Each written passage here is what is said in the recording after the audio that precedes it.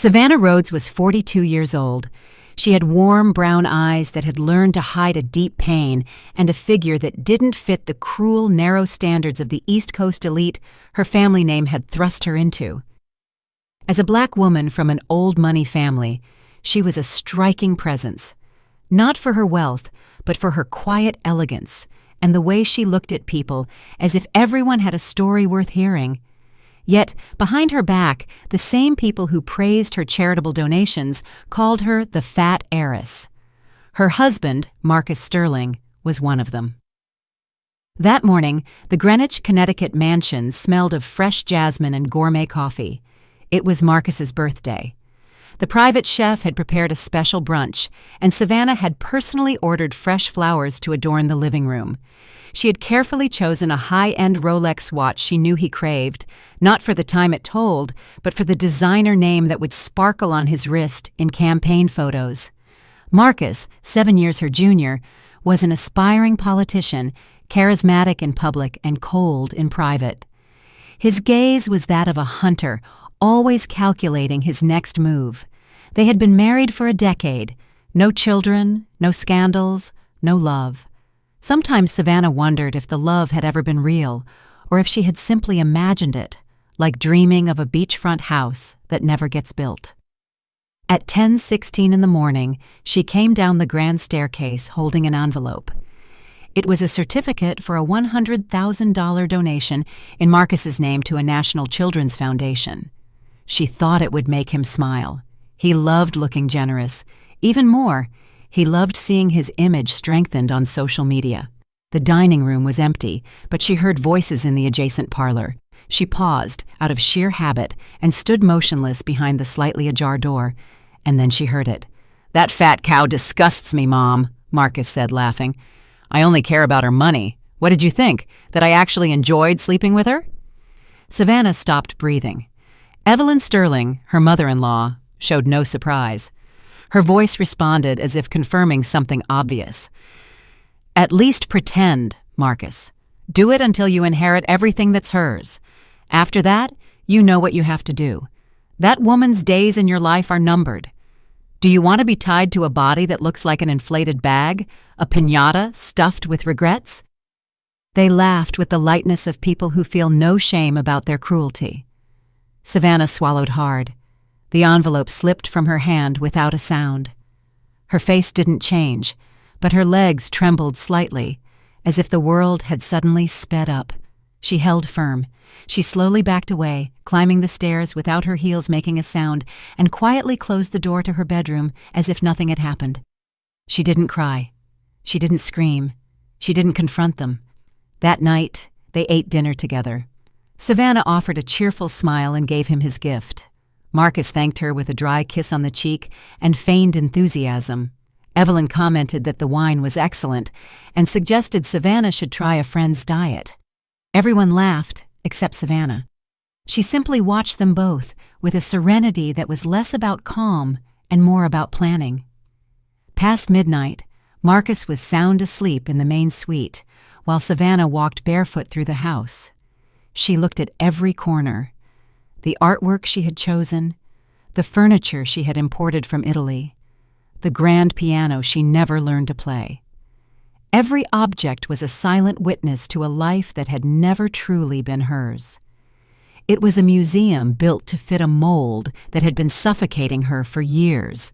In the study, she pulled out a sheet of paper and wrote in a steady hand, "Thanks for showing your true colors." She signed it without a name. She folded the note, then opened her laptop. In less than an hour, she contacted a discreet real estate broker and a foreign buyer, and transferred the bulk of her fortune to a new account in Switzerland under a different identity. Having spent years managing her family's wealth, she knew exactly how to move money without leaving a trace. By 5 in the morning, the mansion was behind her. No servants saw her leave. She carried only a backpack, a long coat, her passport, and a photo of herself at 18 when she dreamed of traveling the world, before the sterling name turned her into a trophy wife. 2 hours later, Marcus woke up. He called out for his wife, confused by her absence. He checked the kitchen, the garden, the bathrooms. He found her only as a piece of paper on the pillow. "Thanks for showing your true colors." He crumpled the note, not understanding. He didn't even suspect she had heard the conversation.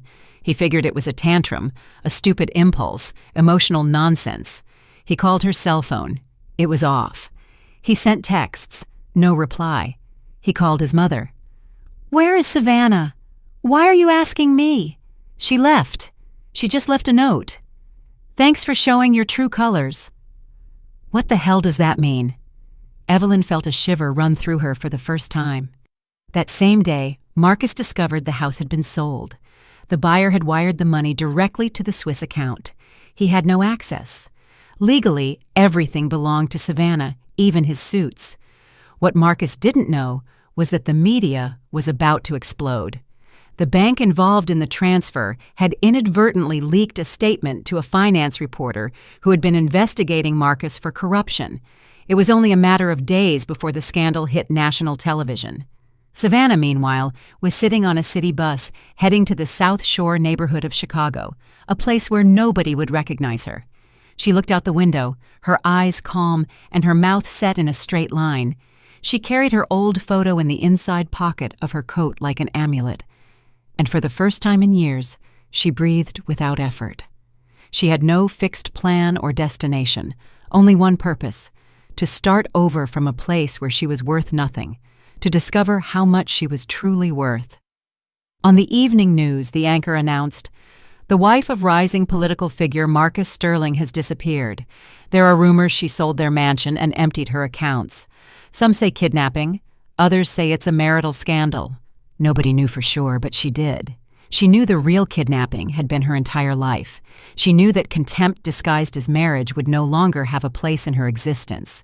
And she also knew that soon the world would meet a woman who had been called a lucky fat girl, but who is now determined to prove there is nothing more powerful than a woman who no longer needs anyone else to lift herself up. No one imagined that behind that silent smile lay a truth larger than any betrayal. Savannah Rhodes hadn't escaped. She had awakened. The bus advanced slowly through dusty streets, the windows fogged with the damp morning air. Her backpack rested on her lap. Inside, there were no jewels, no designer clothes, no expensive perfumes, only documents, some cash, a notebook filled with phrases she wrote when her chest couldn't contain the tears, and that faded photograph of her youth. Her, standing by the ocean with her arms open as if the whole world belonged to her. Back then, she hadn't yet met Marcus. Back then, she hadn't yet become the elegant shadow of a fraudulent life. The bus stopped with a screech. The driver turned his head without interest and said in a rough voice, "South Shore, last stop." Savannah stood up. No one looked at her. No one recognized the woman who, just 2 days ago, graced the covers of fashion magazines and charity event spreads. In this world, she was invisible, and for the first time, it gave her a sense of relief. South Shore wasn't a poor neighborhood. It was a wounded one. The cracked facades seemed to tell stories of fierce winters, broken promises, and hopes that survived like weeds between the stones. Children played barefoot in puddles of dirty water. Women swept sidewalks while carrying babies on their hips. A man sold BBQ ribs from a food truck on the corner, an old radio spitting out timeless, soulful R&B. Savannah walked the streets, observing every detail with a mix of fear and fascination. A taped-up notice on a house gate caught her attention. Room for rent. Shared bath. No questions asked. She knocked on the door. A woman in her 60s with weathered skin and small, distrustful eyes came out. "Looking for something?" "I saw the sign. I'm looking for a place to stay for a while. I can pay up front." The woman scanned her from head to toe. Something about her didn't fit. Too much poise, skin too well cared for in this environment. "Name?" Savannah hesitated for only a fraction of a second. "Maya Solar." "That's an odd name. Come in. The room's free, but I don't give refunds, and I don't like trouble." "You won't have any." The room was small, with a twin bed, a fan that sounded like it was about to fall from the ceiling, and a window without a proper pane. The walls were stained with dampness. It smelled of confinement, but to her, it felt like a sanctuary. She paid for a month and settled in. That night, she didn't cry. She just lay on the hard mattress, closed her eyes, and let the silence do its work. The next day, she walked aimlessly through the neighborhood. She introduced herself as a woman ruined by financial fraud, someone who had lost everything. It wasn't a lie, though not for the reasons everyone imagined. They looked at her with pity, but also with a certain morbid curiosity. She was new, she was strange, she was another sad story in a place full of them. She arrived at a small community health center. The facade was peeling. Inside, there were a couple of rusty exam tables, broken plastic chairs, and a makeshift reception desk made of cardboard boxes. A woman was arguing with a young man about medicine they couldn't afford. "Ma'am, I already told you, we don't have that antibiotic, and if you get it outside, I can't guarantee it's authentic." The masculine voice belonged to a tall man with disheveled brown hair, his shirt sleeves rolled up, and dark circles under his eyes that revealed sleepless nights. His eyes were marked by sadness, but his tone was firm, yet warm. Savannah watched him for a few seconds. He glanced at her fleetingly, then refocused on the patient. "Tell your son to keep coming. Even if you don't have the money, we don't deny care here. We'll find the medicine somehow." When they finished, Savannah approached. "Are you the doctor?" "I'm Elijah Vance. Do you need medical attention?" "No, I came to volunteer. I have experience in organization, management. Maybe I can help with inventory, coordinating donations, things like that." Elijah observed her in silence. There was something about the way she spoke that contained certainty in her voice that didn't match her story of having lost everything. He didn't confront her. He extended his hand. "Welcome, Maya. This place needs more hands than questions." And so, it began. In the following days, Savannah learned to fold stained sheets, organize boxes of expired supplies, and receive minimal donations that arrived like miracles. No one asked about her past. All that mattered was what she did in the present. It was in that same clinic that she met Lena. She was 8 years old, with dull hair and big dark eyes that looked as if they knew too much. She sat on the exam table, her head resting on the shoulder of a sweet-faced elder. "Ms. Della, she hasn't wanted to eat for 3 days," the woman said. "She has a fever at night, and her skin is getting paler." Elijah examined her, ordered tests, then stepped out into the hall and leaned against the wall. His face was tense. "What is it?" Savannah asked. "I suspect leukemia, but we need the labs, and that costs money." Savannah looked through the window. Lena was playing with a doll missing an arm, murmuring words softly as if telling it secrets. Ms. Della approached Savannah when Elijah left. "You're not from around here. Pardon me, but your hands are clean, your nails are neat, your back is straight. Life here tends to hunch us over." Savannah didn't reply. "Don't worry. I had my secrets when I was young, too. I'm not judging you. I'm just saying that when a woman is hiding something, she has to choose very carefully who she lets look at her, because some eyes are only looking for flesh, and others are looking for a soul.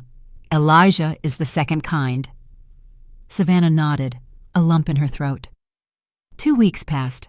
Savannah became a part of the place, not for what she knew, but for what she offered: time, listening, commitment. She took care of cleaning, assisting, and carrying boxes. At night, she wrote in her notebook, one sentence repeated again and again: "I never had time for the poor until I became one of them." One morning, while organizing files in the small office, the phone rang. Elijah answered with a routine tone, but his face changed when he heard the name. "Sterling? Are you sure? And the file still exists?" Savannah dropped a box. He looked at her, didn't say anything, but noticed her trembling. "You okay?" he asked. "Yeah, just got a little dizzy." Elijah returned to the call, ending it in silence. He didn't explain anything. He just went out to the back patio for a cigarette. Savannah felt her heart pounding, as if it wanted to escape her chest. Sterling.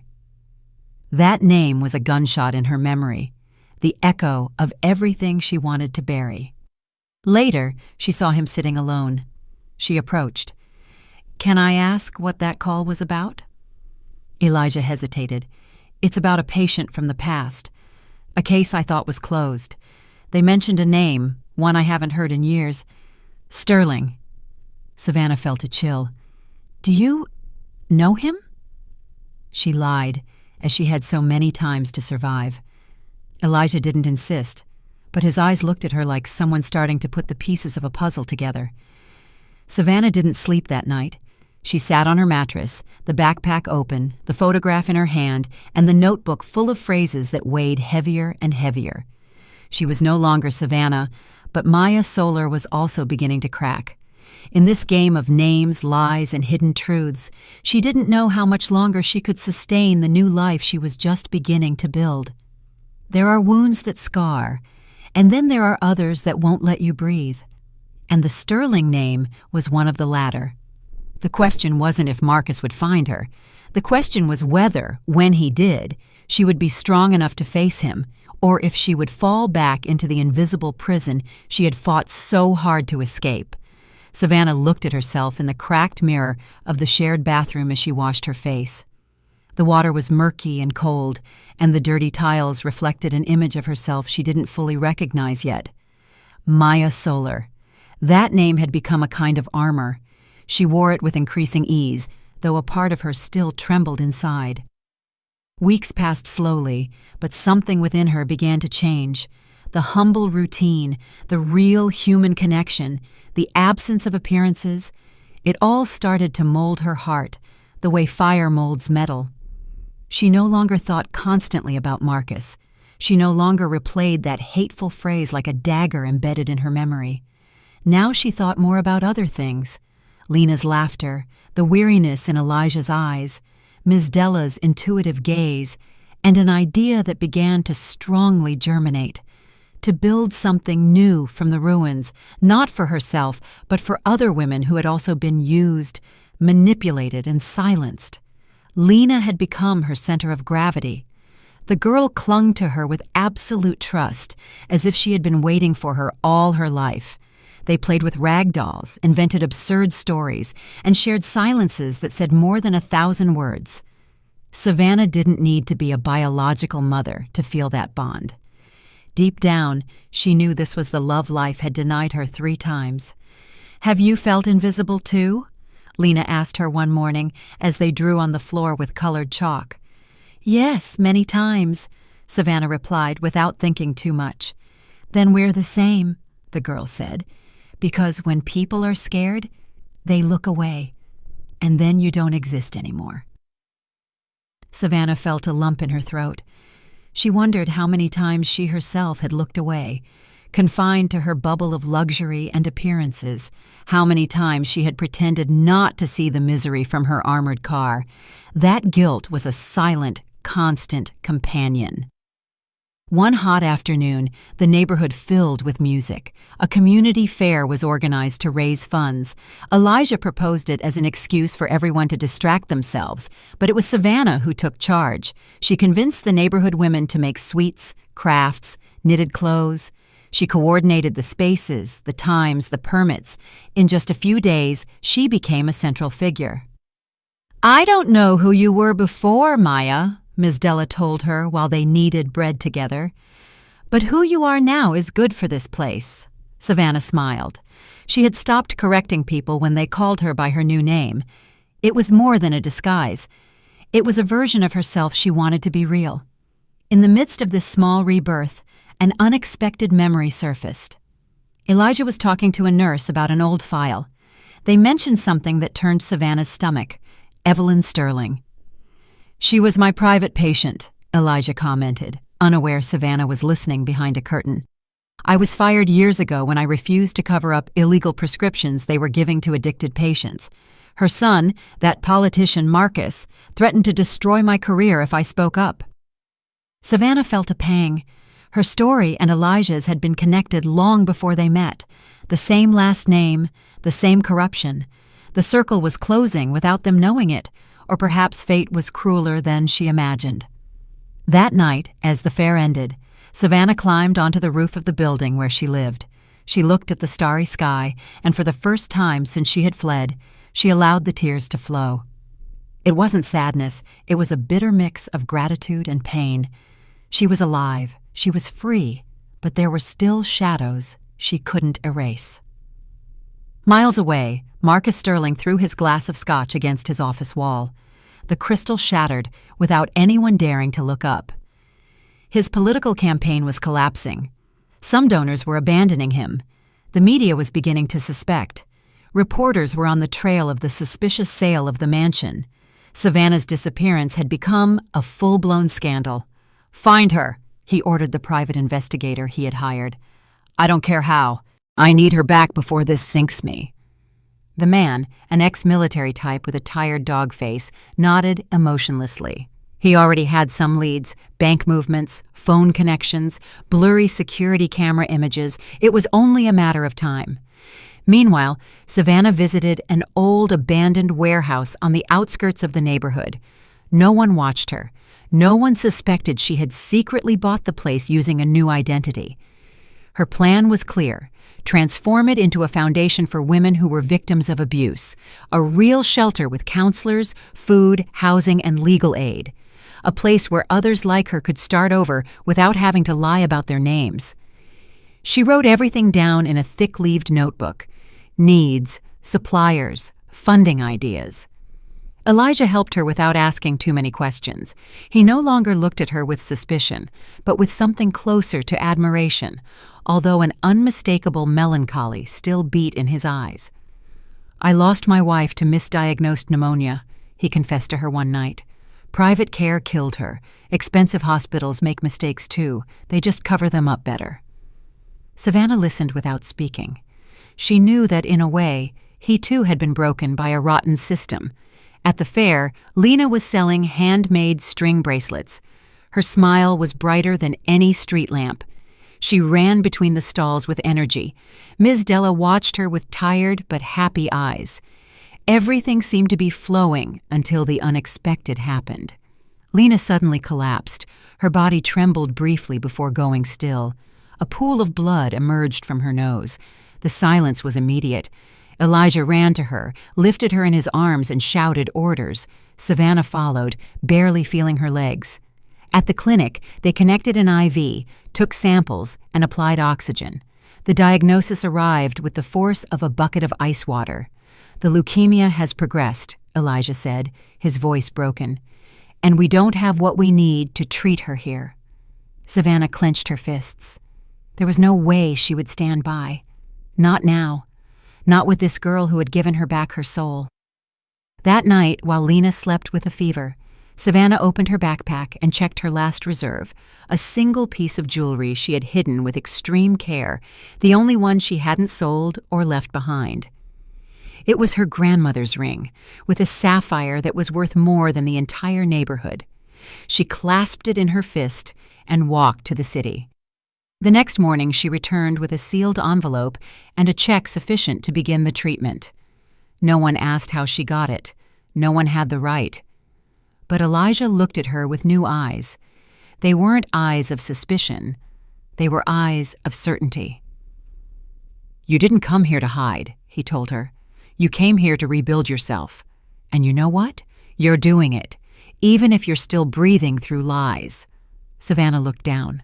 For the first time, she wanted to tell him the truth, tell him her real name, her story, everything, but she didn't, not yet. Lena, from her bed, smiled at her with dry lips. "Don't leave me." "Never," Savannah replied, taking her hand. The clock kept ticking. Marcus kept searching. But Savannah was no longer the woman who stayed quiet when she heard she disgusted him.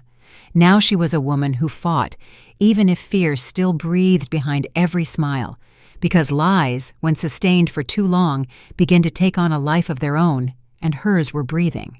The question was how much longer she could keep them under control, because when a lie learns to breathe, it can also learn to kill. Savannah woke up before the sun, as she had almost every day since adopting the name Maya Solar. The fan whirred with a constant noise, and the damp walls of the room seemed grayer than ever. She squeezed her eyelids shut before opening her eyes completely. She wanted to avoid, for a moment, the reality that weighed like a tombstone on her chest. Lena was still hospitalized, connected to medications that could barely control the advance of her leukemia. Every minute was a struggle. Every smile from the girl was a shield against despair. And despite having secured the initial funds by selling that hidden jewel, she knew it wouldn't be enough. The treatment would be long, brutal, and costly. Not just in money, but in soul. At the clinic, Elijah watched her more closely. Her movements, her silences, her meticulous way of avoiding talking about herself. It wasn't just admiration he felt for her anymore. There was something more unsettling, an intuition, as if he were walking on a map he already knew, but with the names erased. He was beginning to suspect that the story she told was a shortened, controlled, and glossed-over version. Something inside him said there was more, much more, beneath that sad calm. That morning, while reviewing the medicine inventory in the small makeshift pharmacy, Elijah dropped a comment that wasn't accidental. "Maya, did you ever live abroad? You have an accent, a neutral, educated one. It's not common here." She stopped, swallowed, and thought fast. "I studied for a few years in Europe, then worked in D.C. for a while. That's why I sometimes have that odd tone." Elijah nodded without saying anything, but the doubt in his eyes deepened. Hours later, Savannah visited the abandoned warehouse where she had begun planning the foundation. She sat in the dust on a broken box and pulled out her notebook. She wrote a single phrase: "Fear is a cage with open doors." She closed the notebook and took a deep breath. It was then that she heard footsteps behind her. She turned, and there was Miss Della, with a bag of bread in one hand and a sharp look on her face. "I looked for you at the clinic. Lena asked about you," she said without preamble. Savannah got up, dusting off her hands. "I just came to jot down a few things. I need to get this place running before everything collapses." The elder woman placed the bread on a box. "You're not running from fraud or economic ruin. I knew that from the first day. Not because of what you say, but because of what you keep silent. You don't run from love, dear. You only run from fear. And you, who do you fear?" The question floated in the air like thick smoke. Savannah wanted to answer, but she didn't have enough words for everything she carried inside. She only mumbled, her voice choked, "Myself." The elder woman nodded. She didn't need more. She left the bag of bread, tenderly stroked Savannah's shoulder, and left without saying goodbye. Meanwhile, in Manhattan, Marcus Sterling stared at his computer with contained fury. Before his eyes was a photo taken by a volunteer at a charity fair in South Shore. In the image, a group of women were gathered around a food stall. In a corner, almost blurred but unmistakable, was her, Savannah. Marcus's heart pounded violently. He stood up, threw his chair backward, and shouted an order into the air. "Get the car ready! We're going to South Shore!" 3 hours later, his black SUV with tinted windows slid through the dusty streets of the neighborhood, clashing with everything around it. People looked at him with distrust. Some stepped aside, others pretended not to see. Savannah was returning from buying gauze for the clinic. She was walking with a hurried step when she saw the car parked in front of the medical center entrance. She stopped dead. Her stomach dropped. Her chest hardened. She would recognize that vehicle even from behind and without lights.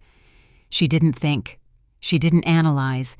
She simply spun on her heels and began walking in the opposite direction, not running, but with the exact rhythm of someone fleeing without wanting to seem like they are fleeing. She ducked into an alley, then another, climbed a small incline, and hid behind a broken wall until the car started and disappeared from her sight. He hadn't seen her. Marcus hadn't found her, but he was close, too close. She couldn't sleep that night. Fear had returned like an old illness. She wondered how much longer she could sustain this fragile peace before everything crumbled. At the clinic, Lena waited for her with bright eyes. She held out a bracelet made of red threads. "It's so you won't leave," the girl said. "Now you're tied to me." Savannah knelt by the bed. She stroked her forehead. "I'm tied to you, even if you don't put it on me." "Are you sad?" "A little." "Why?" "You saved my life." Savannah contained her tears. "Because I don't know how to save my own." Elijah, listening from the doorway, felt something inside him break. He couldn't handle the uncertainty anymore. This woman wasn't just any woman. She had scars that didn't match her invented story. That morning, when everyone was asleep, Elijah entered the clinic's small office and turned on his laptop. He didn't know exactly what he was looking for until he did it. He typed the name that had been haunting him since he met Maya Solar, Savannah Rhodes. The browser returned hundreds of results: photos at social events, magazine covers, news of her disappearance, articles about a mysterious mansion sale, political scandals, and an image that froze him. The same smile, the same eyes, the same face he had learned to read in recent months. Maya Solar didn't exist. She was a mask, a lie. But everything she had done was real. The help, the tenderness, the devotion. This woman, with a past of broken glass, had saved lives. She had resurrected her own, and now he knew who she really was. Savannah Rhodes, the disappeared wife of the man who had fired, humiliated, and destroyed him. The circle was closing. He leaned back in his chair, closed his eyes. He could no longer pretend he didn't know. And now he had to decide what to do with that truth, because the price of knowing is the power to look away, and he wouldn't do that again. Elijah woke up without having slept a wink. The image of Savannah Rhodes on his screen was fixed in his mind like a burn. Maya Solar didn't exist. He had witnessed how she healed the wounds of others while carrying her own with unbearable silence. He knew that if he confronted her, nothing would ever be the same, but silence was also a way of betraying what he valued most: the truth. He found her sitting on the clinic threshold, the notebook in her hands. She wasn't writing, she was just holding it as if it held her balance. "We need to talk," he said without preamble. She looked up. Her gaze showed no surprise. Deep down, she already knew that he knew. "Yes," she replied, slowly closing the notebook. "It's time." They went to the warehouse, that empty space that was slowly beginning to fill with meaning. Elijah watched her with the contained expression of someone about to throw a stone into the water, knowing he won't be able to stop the ripples it creates. "Why did you lie?" Savannah leaned against the wall. Her voice was low but firm. "Because if I told the truth, they would hunt me down. He would find me. They would use me again. And I no longer had the strength to be a pretty object to display in a glass case." "Savannah Rhodes," Elijah murmured, as if the name hurt his mouth. "Wife of Marcus Sterling, heiress to one of the country's largest fortunes. Disappeared, turned into a national mystery, and a broken woman. They didn't put that in the headlines." Elijah lowered his head. She approached him, looking him in the eyes. "I didn't lie to play games. I didn't do it to manipulate anyone. I just wanted a life that didn't hurt." "And did you find it?" Savannah smiled sadly. "Sometimes. When Lena laughs. When you talk to me without expecting anything. When I clean wounds without cameras around." He listened, but there was more inside him than words, more than judgment. "You're not a coward," he finally said. "You were brave to leave, but now you have to be brave enough to come back." "Come back to what?" "To say your name out loud. To face them, to take back what's yours. Because if you don't, they will, and they'll take it all away again, just like they always have." She looked at him for a long time, and something in her chest cracked. Meanwhile, in D.C., the media erupted with headlines. An anonymous report leaked from the prosecutor's office revealed documents, audio, and financial movements linking Marcus Sterling and his mother Evelyn to cases of money laundering, misuse of public funds, and bribery of judges. Marcus screamed furiously at his lawyers over the phone. Evelyn didn't leave her room, not out of shame, but out of fear. That morning, an envelope had arrived at her door with no return address. Inside was a copy of an altered birth certificate and a letter that simply read, "The truth can't be erased." Evelyn didn't need more. The past she had buried with silence was coming back to demand justice. In an act of desperation, she did something she hadn't done in years. She called Elijah. He received the call at the clinic. Her voice was hoarse, almost unrecognizable. "Elijah, I need to talk to you. Only you." Elijah hesitated but accepted. He met her at a discreet hotel far from the cameras. Evelyn had aged visibly in just a few weeks. She wore no jewelry or makeup, only dark circles, tremors, and a fear in her hands that betrayed her. "I'm not here to justify myself," she said without looking at him. "I know what I did, but you need to know something. Marcus is not my son." Elijah blinked. "What are you saying?" "My husband and I could never have children. I was assaulted by a man when I was 18. I hid it. I pretended to be the legitimate mother. I raised that child as if I didn't remember how he came into the world." Elijah felt the air grow dense. "And you never told him?" "Never. Until now, because he is becoming that man, and I can't allow it." There was a long silence. Then Evelyn pulled out a small box. Inside were photographs, documents, and a sealed envelope. "Lena, that girl, what is her mother's name?" "She died giving birth. She's not listed in official records." "Look closely. That girl could be her granddaughter. There are coincidences. I don't have certainty, but there are dates, details."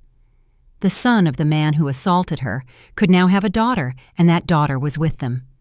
Elijah left that place as if carrying a dead body. He didn't understand how to connect all the pieces, but something told him the truth was closer than he imagined. That night, Savannah was waiting for him at the warehouse. She had been cleaning, organizing, distracting herself, but seeing his face, she knew he brought more than just bad news. "What happened?" He told her everything. About Evelyn, about Marcus, about the possibility with Lena. Savannah remained silent, then walked toward the window and spoke without looking at him. "I have something to tell you, too." Elijah swallowed. "That I'm sick. Amyotrophic lateral sclerosis, ALS. I was diagnosed a year ago. That's why I left, too. I didn't want to die surrounded by people who would only cry about my inheritance."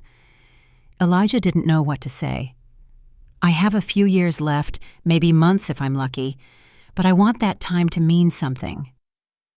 "It will," he replied, his eyes wet. "We're going to build that foundation. We're going to leave something that endures, even if you're not here."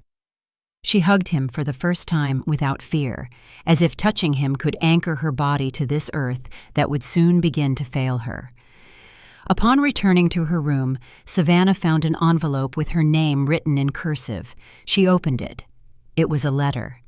She recognized the handwriting before reading it. It was from her mother.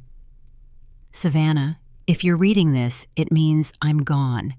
I don't know how much damage I did to you. I only know there were years when I hated you, because you were everything I could never be, because your father loved you more than me, because you shone effortlessly, and I was just a gray woman trapped in a marble house. Forgive me for being so harsh, for not protecting you, for not telling you that you deserved better than a husband who only wanted you for your name. I knew it from the first day, but I stayed silent as always. This letter is not an excuse. It's a confession and a plea. Don't let my bitterness live in you. Be free. Be strong. And when you can't go on anymore, don't hide it. Allow yourself to be cared for, loved, supported, because even if you don't say it, you also deserve to be saved." Savannah burst into the kind of sobs that shake the soul, the kind that release years of invisible chains. The foundation wasn't finished yet. Marcus was still searching for her. The diagnosis was still in her body. But that night, for the first time, she slept without fear. Because the truth hurts, yes, but it also frees. And she no longer had room to carry lies. Now she just wanted to build something before her body gave out, and she would do it with Elijah, with Lena, with her truth as her only inheritance. The work on the old warehouse finished 2 weeks ahead of schedule. The hands of the neighborhood united as if the project had always belonged to them.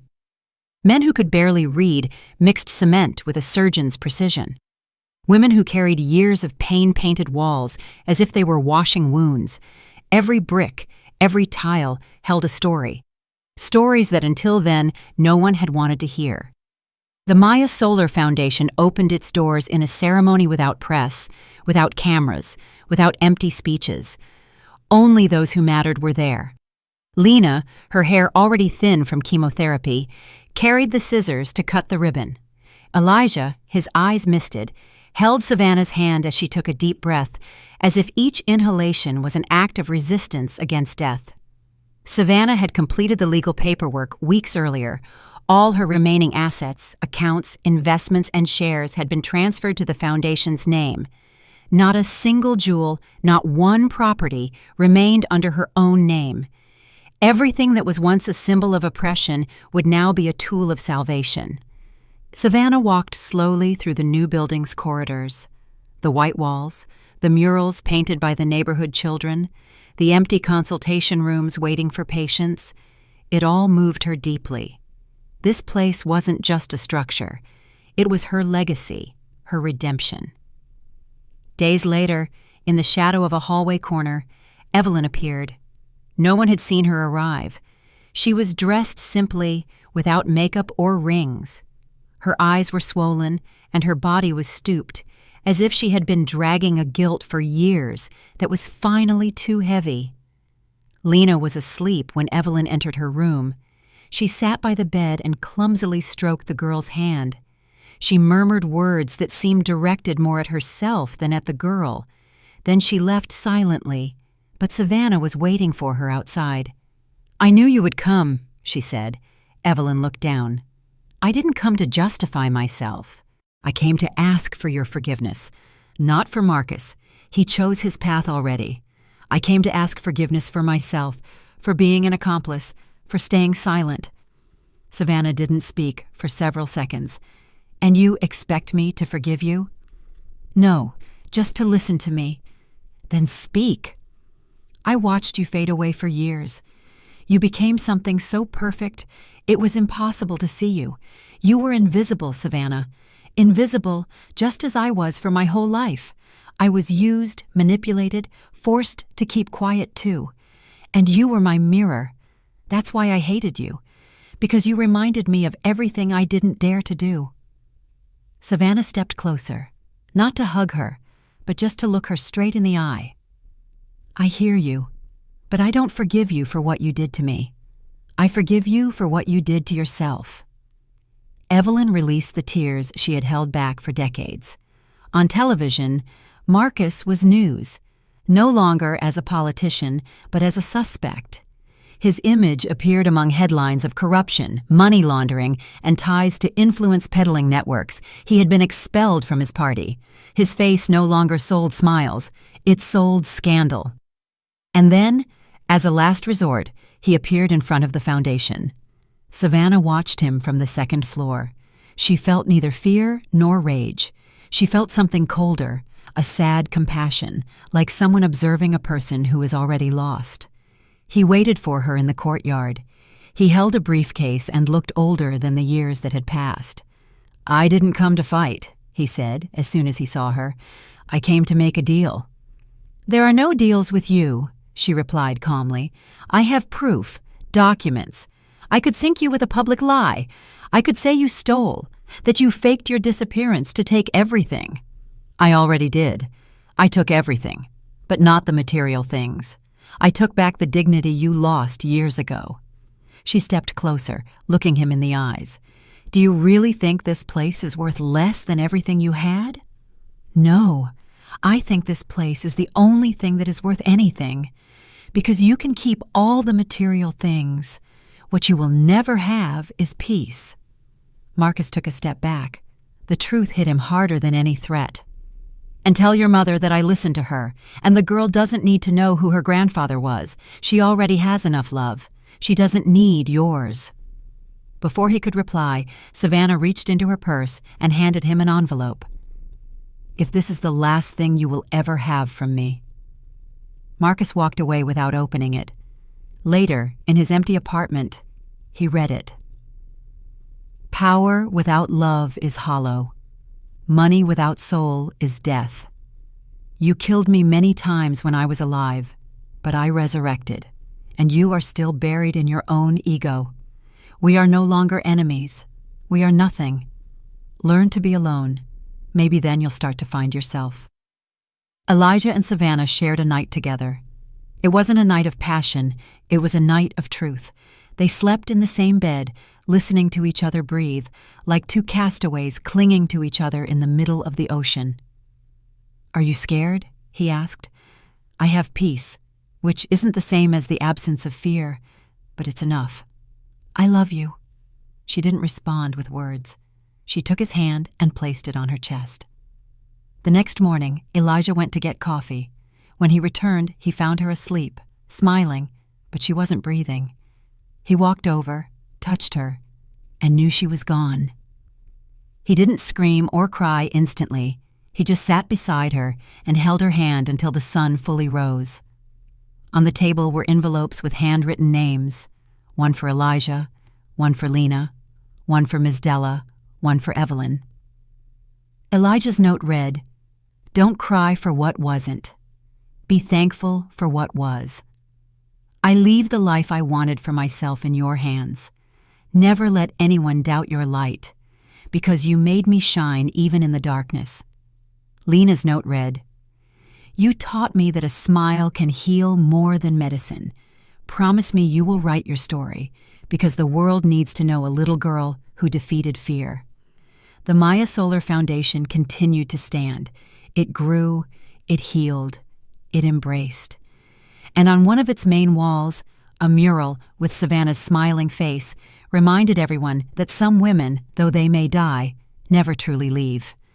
Because what changes the world isn't money, it's the truth and the love that is built from it. Elijah didn't know how long he stayed by her side. Maybe an hour, maybe 2. The world seemed to have stopped in that simple room where she, with her quiet body and her smile still present, had decided to go without dramatic goodbyes, without noise, without fear. She left as she had lived her last months, in silence, but leaving indelible footprints. There was no funeral in a marble cemetery, no mass with chandeliers, no fake speeches from politicians.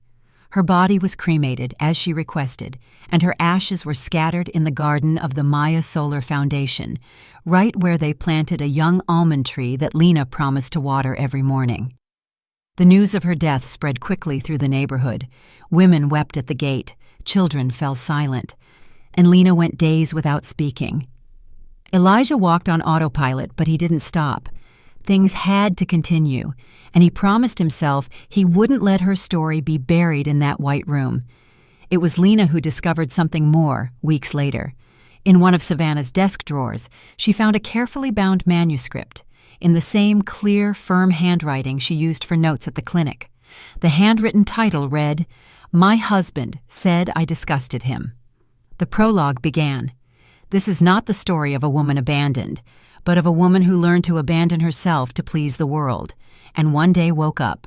Elijah read it in a single night. When he finished, he knew what he had to do. Months later, the book was published by an independent publisher. No one expected the phenomenon it would become. It went viral, first on social media, then in traditional media. Women bought it in silence, shared it with tears in their eyes, whispered about it at neighborhood meetings, and analyzed it in universities. Savannah's story wasn't just about a betrayed wife. It was about every woman who had ever felt less than enough. In interviews, Elijah appeared to talk about the Foundation's project. He never took a single cent for the book. All proceeds were dedicated to creating new Maya Solar Foundation locations in other regions. The idea was clear: no woman should have to disappear to live again. Lena was the one who named the second location. She called it the House of the Reborn. It was small, modest, but full of life. She herself painted a wall with the phrase Savannah left her in her letter. "Promise me you will write your story." And she did. Lena wrote.